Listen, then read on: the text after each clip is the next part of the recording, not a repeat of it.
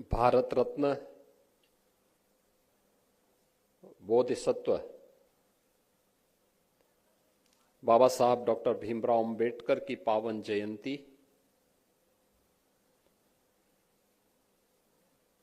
बाबा साहब भीमराव अंबेडकर विश्वविद्यालय की स्थापना दिवस एक अद्भुत संजोग है। पूरे विश्वविद्यालय परिवार को मैं इस अवसर पर अपनी कोटि कोटि बधाई देता हूं।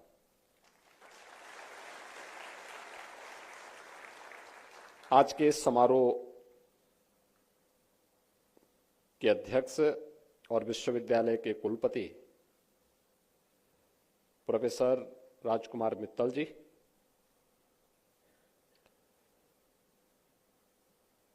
अस्थायी आयोजन समिति के अध्यक्ष प्रोफेसर के.एल. महावर जी,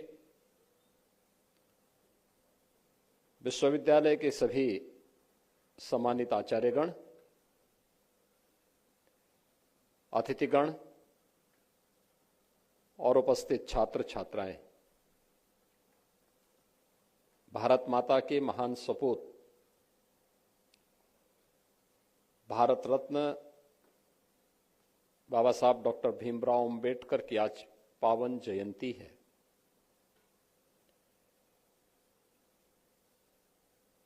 बाबा साहब डॉक्टर भीमराव अंबेडकर के बारे में अगर जानना है तो उनका एक वाक्य ही उन्हें समझने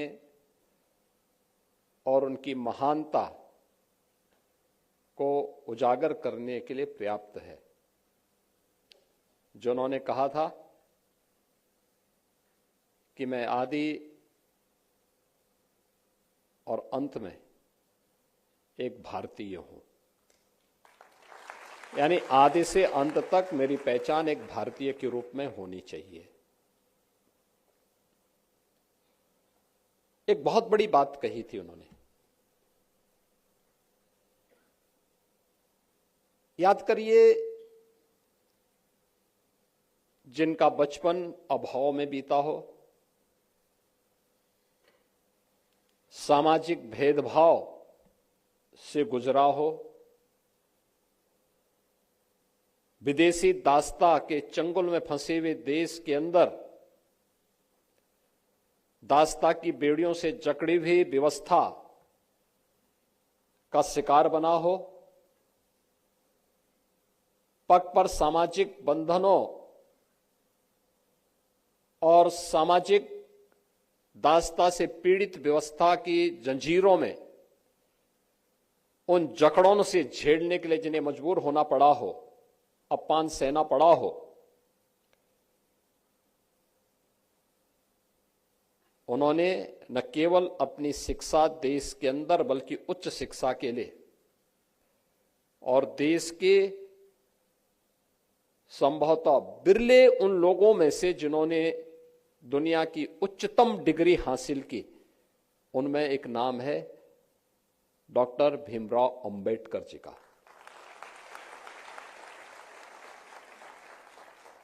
जहां गए अपनी पहचान बनाई, जहां गए अपनी प्रतिभा की छाप छोड़ी। परिवार के पास यह व्यवस्था नहीं थी कि उच्च शिक्षा के लिए वे बाहर जा सके। उन्होंने अपनी प्रतिभा की छाप महाराजा बड़ोदरा पर डाली। उन्होंने स्पेशल स्कॉलरशिप दी, वे बाहर गए, उच्च शिक्षा अर्जित की, वापस देश में आए, देश की आजादी के आंदोलन के साथ जुड़े। आजाद देश होना चाहिए यह संकल्प है, लेकिन दासता की इन बेड़ियों से न केवल देश को बल्कि पूरे समाज को मुक्ति भी मिलनी चाहिए। यह संकल्प चरितार्थ करने के लिए वे निकले तो उसका परिणाम भी देश के सामने है। याद रखना, दुनिया के अंदर वंचितों को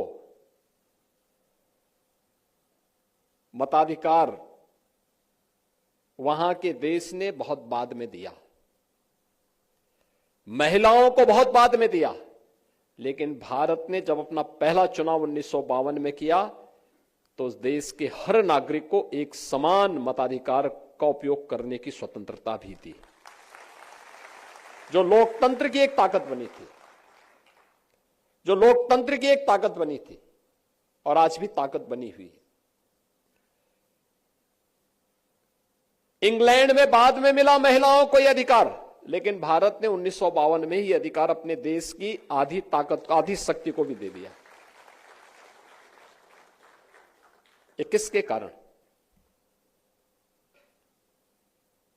डॉक्टर भीमराव अंबेडकर जी के कारण, क्योंकि भारत के संविधान के शिल्पी वही है। और यह वर्ष अत्यंत महत्वपूर्ण है जब हमने 26 जनवरी 2025 को देश के संविधान के अमृत महोत्सव के कार्यक्रम को पूरी भव्यता के साथ संपन्न किया। यानी 75 वर्ष की शानदार यात्रा को संपन्न करने के उपरांत देश के संविधान के महत्व को आम जनमानस को बता सकें कि संविधान अगर हमें अधिकार देता है तो अधिकारों की रक्षा तभी होती है जब हम अपने कर्तव्यों का एहसास भी करें। हमेशा से कर्तव्य और अधिकारों में एक द्वंद्व चलता रहा है। जब भी ये द्वंद्व चलेगा कल्याण नहीं होगा। हमें एहसास करना पड़ेगा कि अधिकार चाहिए तो उससे पहले हमारे कर्तव्य भी कुछ होंगे। उन कर्तव्यों का निर्वहन करने की प्रेरणा बाबा साहब भीमराव अंबेडकर का ये संविधान भी हमें प्रदान करता है। लेकिन ये स्थिति कैसे पैदा हुई? हम लोग जब विश्वविद्यालयों में आते हैं, भारत की परंपरा के बारे में देखते हैं, तो भारत का उपनिषद तो कहता है कि आनो भद्रा कर्तो यंतो विश्वत, यानी विचारों को, ज्ञान को लाने के लिए सभी द्वार खुले छोड़ो। बाबा साहब ने तो यही किया था। अच्छी चीजें, अच्छा ज्ञान, उत्कृष्ट ज्ञान, एक विषय में नहीं, कई कई विषयों में उन्होंने उच्च शिक्षा की डिग्री ली, डीएससी की डिग्री ली, लॉ की उच्चतम डिग्री ली, देश के संभवतः पहले अर्थशास्त्री बने और वापस अपने देश की सेवा के लिए आए। यानी उन्होंने शिक्षा के महत्व को समझा था। उन्हें मालूम था सर्वांगीण विकास की पहली आधारशिला शिक्षा है, इसके बगैर कुछ नहीं हो सकता।